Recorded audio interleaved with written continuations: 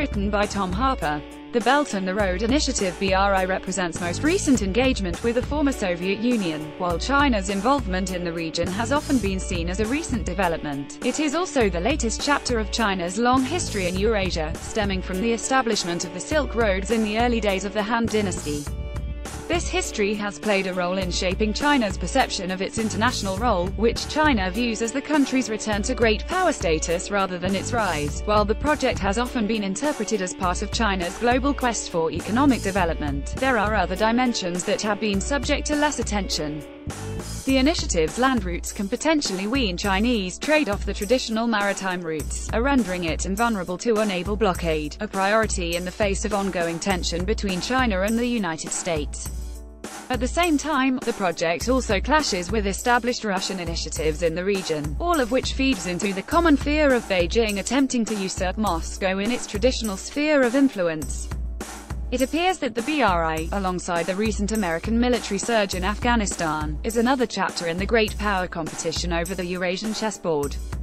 This in turn has fed into the notion of a new, great game, between China, the United States and Russia. This is a conflict not just between approaches but between differing experiences in the region also. The rhetoric of the Great Game was utilized during the Soviet Union's intervention in Afghanistan in 1979. This move served to further the region's association with geopolitical intrigue. Notions of another Great Game continued in the years after the demise of the USSR, where external actors would compete for influence and access to the region's natural resources. Initially, this was seen as a largely Russo-American competition in the light of NATO expansion in the former Eastern Bloc as well as the American-led intervention in Afghanistan during the War on Terror. With the apparent return of China to Eurasia, this new Great Game has become increasingly tripolar in nature. In the broadest terms, China's experiences in Eurasia and Central Asia can be divided into two periods, both of which largely predate Western and Russian involvement. The most dominant of these has been the prosperity and prestige of the Silk Roads that once connected trade between East and West. The image of the Silk Road has been reinforced by Xi Jinping's utilization of China's imperial past as a source of national pride, promoting the idea of a Chinese global order to fill the vacuum left by the protectionism and isolationism of the Trump administration. Historically, the region posed a number of challenges for successive Chinese dynasties. For much of China's history, the greatest security imperative was to secure its borderlands, the threats from which destroyed a number of Chinese dynasties, most notably the Manchus' destruction of the Ming dynasty in 1644. These challenges now come in the form of the instability of a number of Central Asian states, most notably Afghanistan, which has become a focus for the great powers in Eurasia. In this sense, China's involvement in Eurasia, symbolized by the BRI, follows a precedent established centuries ago. The policies of the United States in the region also appears to be in line with an established path.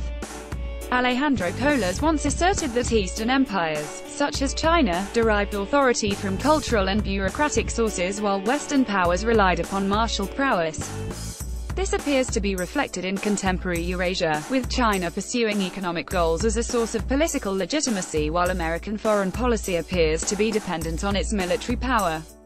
These differing policies can also be seen as an expression of the experiences of the great powers in Eurasia.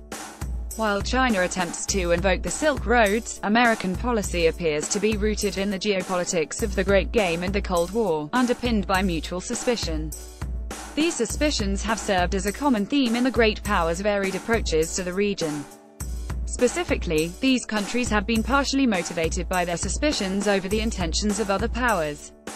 While the First Anglo-Afghan War was the result of Anglo-Russian intrigue, the modern roots of this power struggle can be seen in Sino-Russian fears over American involvement in Central Asia. This has led to the perception that NATO's intervention in Afghanistan is part of an effort to encircle them. In more recent years, the Sino-Russia alignment has not been without internal suspicion. In a number of ways, the BRI and other Chinese initiatives in the region pose as much of a threat to Russian interests as for Western concerns.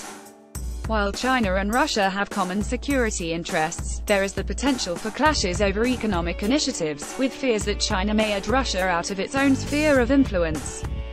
While the new Great Game appears to be tripolar rivalry, it would also appear that it is increasingly becoming a Sino-Russian affair with only a somewhat diminished American presence in Eurasia. The BRI comes at a time of increasing tension between the major powers, and the BRI is symbolic of China's narrative of national rejuvenation.